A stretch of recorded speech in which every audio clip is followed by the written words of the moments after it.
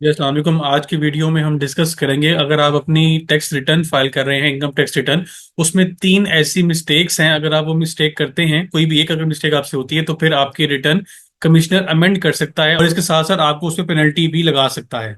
तो स्टार्ट करते हैं वीडियो को। सबसे पहले हम ये डिस्कस कर लेते हैं कि जब आप कोई रिटर्न फाइल करते हैं, तो रिटर्न आप फाइल कर रहे होते हैं सेक्शन 114, इसमें 114 सेक्शन है, इसके अंदर रिटर्न फाइल करते हैं।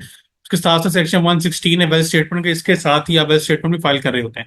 अब आपके पास दो ऑप्शंस होती हैं। अगर आप अपनी टैक्स रिटर्न रिवाइज करना चाह रहे हैं, तो आपका पहली ऑप्शन है कि अगर आप with in 60 days return revise करते हैं, तो उस पर आप कमिश्नर की अप्रूवल रिक्वायर्ड नहीं होती, मतलब विदाउट कमिश्नर अप्रूवल आप अपनी रिटर्न रिवाइज कर सकते हैं। दूसरी ये ऑप्शन क्या है कि अगर आप आफ्टर 16 डेज अपनी रिटर्न रिवाइज करने का डिसीजन लेते हैं, तो फिर इस केस में आपको अप्रूवल रिक्वायर्ड होती है कमिश्नर की। अप्रूवल में आपको बताना होता है कि आपका रिटर्न क्यों रिवाइज करना चाह रहे हैं, आपके टैक्स की अमाउंट चेंज हो रही है, टैक्स लायबिलिटी चेंज हो रही है, या टैक्सेबल इनकम चेंज हो रही है, उसको वो फिर अप्रूव करता है, फिर आप जाके अपनी रिटर्न रिवाइज करते हैं।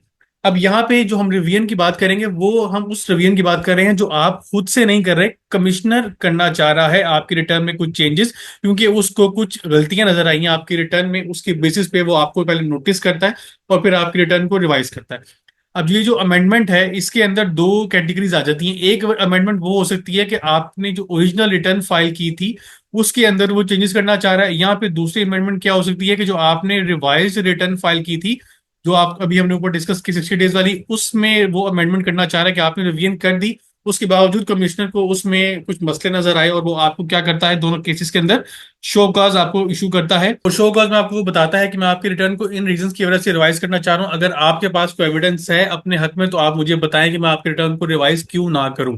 अब ये जो टाइम पीरियड होता है रिप्लाई सबमिट करने का, उसमें लॉ के अंदर अवेलेबल है 180 डेज।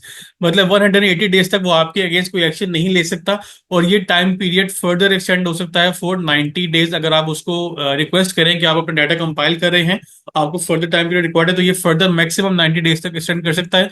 इससे ज्यादा इसको एक्सटेंड नहीं किया जा सकता।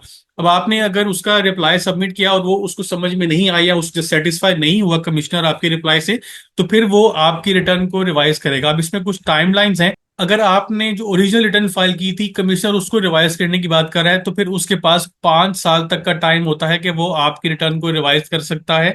मतलब अभी टैक्स ईयर 2025 चल रहा है, तो वो पिछला टैक्स ईयर 2021 तक की वो आपकी रिटर्न को रिवाइज कर सकता है। इसी तरह ही अगर आपने जो रिवाइज रिटर्न फाइल की थी, वो उसको अमेंड करना चाह रहा है, तो फिर उस केस में उसके पास सिर्फ 1 साल का टाइम पीरियड होता है कि वो आपकी रिटर्न को फर्दर अमेंड कर सकता है। तो रिवाइज रिटर्न को कमिश्नर 1 साल तक चेंज कर सकता है, ओरिजिनल रिटर्न को जो अनअमेंडेड हो पहले से, उसको वो 5 साल तक चेंज कर सकता है।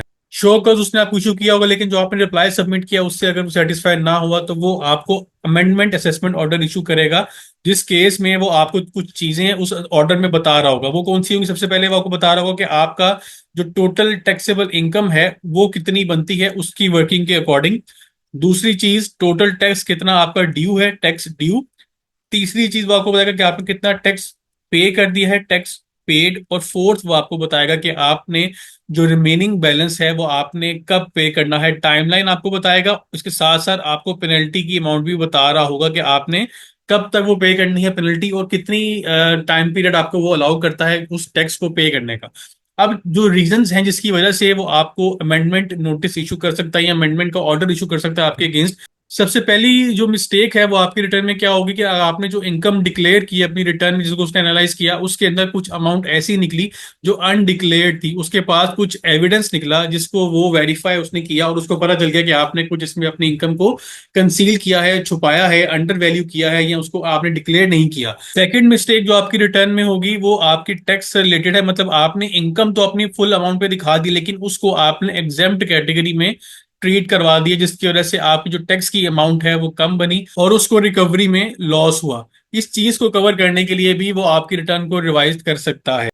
थर्ड मिस्टेक आपकी मिस क्लासिफिकेशन से रिलेटेड है। इसमें आपने अपनी जो इनकम है वो गलत हेड ऑफ इनकम में क्लासिफाई की, जिसकी वजह से आपको टैक्स में सेविंग हुई और एफबीआर को रेवेन्यू लॉस हुआ। फॉर एग्जांपल, आपकी बिजनेस इनकम थी, उसको आपने सैलरी में टैक्स करवाया, क्योंकि सैलरी की जो विद होल्डिंग टैक्स के रेट्स हैं, टैक्सेबल रेट्स हैं, वो थोड़े कम है as compare to business income. अगर ये उसको हाईलाइट हो जाती है, वो वेरीफाई कर लेता है इस चीज को, तो फिर वो आपके अगेंस्ट ऑर्डर इशू करेगा, जिसमें वो आपको एक्स्ट्रा अमाउंट ऑफ टैक्स भी पे करना पड़ेगा विद पेनल्टी। तो इसकी वो टाइमलाइन आपको बता देगा। जितनी भी इंफॉर्मेशन उसने कलेक्ट की है आपके अगेंस्ट, उसको लॉ में डेफिनेट इंफॉर्मेशन का नाम दिया गया है। डेफिनेट इंफॉर्मेशन का मतलब है कि एफबीआर के पास एविडेंस है in the form of hard copies. उसमें आपकी इनवॉइसेस हो सकती हैं, रिसीट्स हो सकती हैं, या आपकी सैलरी जो स्लिप्स है वो हो सकती हैं, जिसके अंदर वो आपको बता सकता है कि आपकी इनकम कितनी थी। वो जज कर सकता है, या उसने कैलकुलेट की है, उसकी वर्किंग उसके पास अवेलेबल है, वहां से उसने टैक्स एबिलिटी निकाली और आपकी इनकम को उसने कैलकुलेट कर लिया।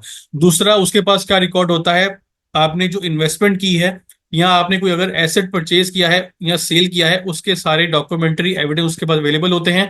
वो in the form of bank statement भी हो सकते हैं, या फिर आपके पास जो सेल डीड या आपके नाम पे टैक्स जमा हुआ, उसकी बेसिस पे वो कैलकुलेट कर सकता है। तो ये जी डिटेल वीडियो थी रिगार्डिंग 3 मिस्टेक्स जो कि आप अपनी रिटर्न में अगर करते हैं तो एफबीआर आपकी रिटर्न को अमेंड कर सकता है, साथ साथ आपके ऊपर पेनल्टी भी लगा सकता है। इसके अलावा जो आज की हमारी डिस्कशन थी उसका लॉ में रेफरेंस सेक्शन 122 है, इसके ऊपर हमारी डिस्कशन हुई। जितने भी पॉइंट्स हमने डिस्कस किए हैं वो सेक्शन में आप एक दफा स्टडी कर सकते हैं। इंशाल्लाह इस वीडियो में टॉपिक के ऊपर डिस्कशन होगी। अपने ध्यान रखिएगा। अल्लाह हाफिज़। मैंने अपने व्हाट्सएप पे चैनल बनाया है सीए पैकेज शेख के नाम से। इसमें जितनी भी रिसेंट अपडेट्स हैं वो आपको एक्सक्लूसिवली यहाँ पे अवेलेबल होंगी, रियल टाइम पे आपसे शेयर की जाएंगी। उसके बाद वीडियो में जो भी मैं डिस्कशन करता हूँ उसको मैं पहले ही ग्रुप में बता दूंगा इंशाल्लाह कि जो आज हम डिस्कशन करेंगे वो किस टॉपिक के ऊपर होगी। उसके अलावा जो भी नई अपडेट्स आएंगी वो इस चैनल के ऊपर आपको उसके लिंक्स या डॉक्यूमेंट्स आपको अवेलेबल होंगे। तो आपसे रिक्वेस्ट है, मैंने लिंक इस चैनल का डिस्क्रिप्शन में ऐड कर दिया, आप उसको जाकर फॉलो करें ताकि आप रिसेंट अपडेट्स के साथ इन टाइम अपडेटेड रहें।